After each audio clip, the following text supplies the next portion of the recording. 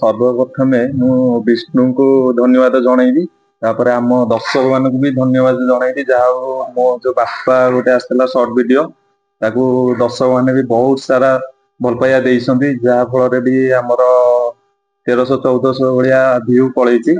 ଆଉ ବିଷ୍ଣୁ କ୍ରିଏସନ କୁ ବି ମୁଁ ସପୋର୍ଟ କରିବାକୁ ଦର୍ଶକ ମାନଙ୍କୁ କହୁଛି ଯେ ଆମ ଚ୍ୟାନେଲ କୁ ଟିକେ ସପୋର୍ଟ କରନ୍ତୁ, ସବସ୍କ୍ରାଇବ କରନ୍ତୁ, ଯେ ଯେହେତୁ ଆମେ ଆହୁରି ସାରା ବି ଭିଡିଓ ଭଲ ଭଲ ଭିଡିଓ ବି ଆପଣଙ୍କ ମାନଙ୍କ ପାଖକୁ ନେଇକି ଆସିପାରିବୁ।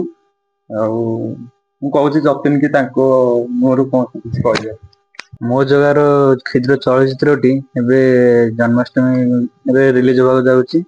ଆଉ ଆମର ବହୁତ ସୁବିଧା ଅସୁବିଧା ଭିତରେ ଆମର ଯେତିକି ପରିଶ୍ରମ କରୁଛୁ, ସେଥିପାଇଁ ଆପଣଙ୍କ ଠାରୁ ଆମେ ଲାଇକ୍, ସେୟାର ଆଉ ସବସ୍କ୍ରାଇବ ଚାହୁଁଛୁ।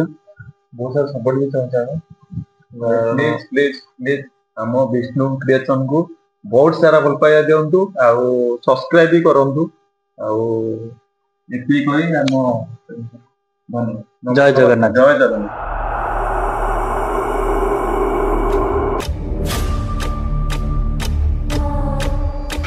No.